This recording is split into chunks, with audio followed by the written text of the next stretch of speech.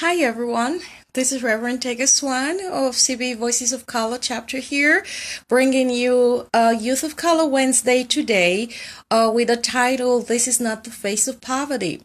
If you are familiar with a lot of our Christian nonprofit organizations that work with communities in Africa or Asia, then I'm sure you're already familiar with billboards of advertisements in our American societies with pictures of the children and their organization's request for money. Now, typically, sometimes you see smiling children, but oftentimes you will also see children that are portrayed as really poor and pitiful. Right now, I am focused on a billboard ad in the Pittsburgh area, in which a child's picture is used as the picture for soliciting funds to build water in Africa. Now you look at the picture, it's the picture of a dirty child with a pail or a bucket, as you would call it, going to fetch water. While the work of these organizations, I'm sure, is profitable for the communities they serve, raising funds to help build wells, the problem is the image of the child that is being used. The image of children, African children or Asian children or other youth of color that are portrayed as dirty, starving, the bones and stuff like that, is not a true picture of children in the community, and it sends a wrong message to people here in the West about the true condition of children of color in their communities, which ultimately erases the dignity of these children's lives. So, for example, this picture that this organization has up there with a bucket of water, with a child with a bucket of water and dirty, one's impression of this child is a dirty child, and you live there with impressions that, oh, children of Africa are dirty.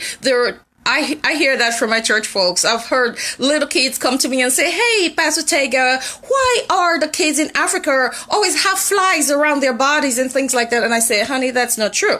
Now let's talk about that picture.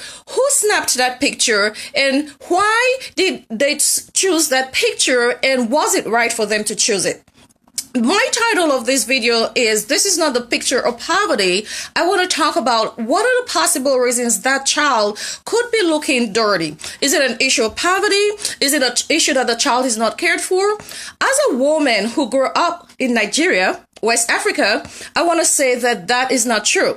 That the child being represented as dirty is not a picture of a condition of poverty of that child. Rather, it speaks to a social situation which is actually a healthy situation. In Africa, our children still play outside. We still have yards where kids can wake up in the morning and all day they can play, and they play with sand and they dig in the dirt and they run around. And in the midst of that, life still goes on. They're still going to do their errands. So when you see a child in Africa who looks dirty, they're not dirty because the dirt on their body is a sign of the poverty, is a sign of them engaging in active physical lifestyle.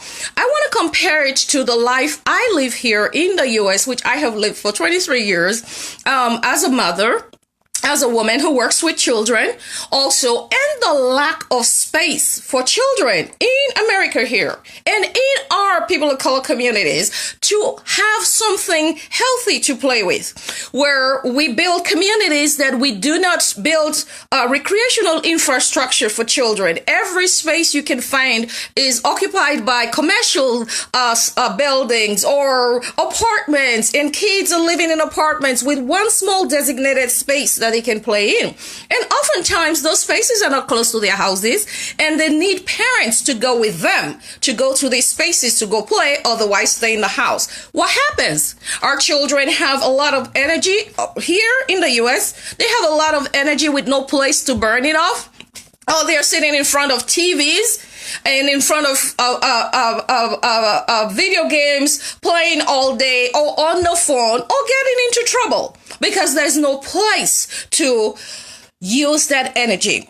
What I want to speak to us about, and particularly to groups who leave the US or any Western nation to go into people of color communities or people of color nations to work, please do not use those pictures, because you are sending wrong messages about youth of color. You are stripping them of their dignity.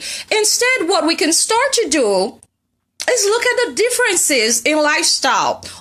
I'm not disputing that there is no poverty in African communities, either abroad or here in the U.S. or other people of color community. I don't dispute that. What I'm disputing is the portrayal of the children of color, using them to sell a message of despondency, a message of lack. That is wrong. For those of us who work here with children in the U.S., we do not use the children's pictures of what we work with to sell anything. You go to your supporters and you ask your donors and you make an appeal. We do not try to strip the children of their dignity. So it is wrong when folks here go to work with our kids, people of color nations, and we want to strip those kids of their dignity. Ultimately, we are stripping them of every ability to be seen as equals in this world. We're stripping our youth of color any of their inherent, divinely ordained right to stand alongside all the children in this world, or to even grow up and be seen as respectable, as bringing something to the table. I do believe that at this time of life, in this world, in the 21st century, our approach to missions should be partnerships. When you go to a community, before you depict any portrayal of that community in pictorially, make sure you get an understanding of what the pictures you have taken mean to such a community. Ask them to interpret it for you. Number two, we can learn from one another. For example, I've given this information about play. Okay, children in Africa playing, and yes, they get dirty. There's nothing wrong with play. My daughter growing up, I was grateful enough to own my own home and property where she could, because I wanted her to have a yard to play. What she did most of the time was digging dirt. My daughter liked to be in the dirt. Today in the U.S., we have therapeutical programs that are built around community gardening because people have found out that being in touch with the soil seems to have a healing property on these kids. So it's not right, therefore, that when you see people in other cultures having access to the soil, to downgrade that because it's not yet commodified, or it's not yet been put in a textbook to say that is right. Africans, we're not good at really commodifying creaturely comforts. It's part of our lives that we just live into. But every person of color, in every person of color community, will tell you that we have a deep connection to the earth. We have a deep connection, and we allow our children freely flow with the earth and participate and be one with it. So I want to send this play to all those. If you love youth of color, if you love serving them, if you love doing missions with them, please think about the damage you are doing to their dignity when you use those kind of pictures to source money. Look for a more dignified approach.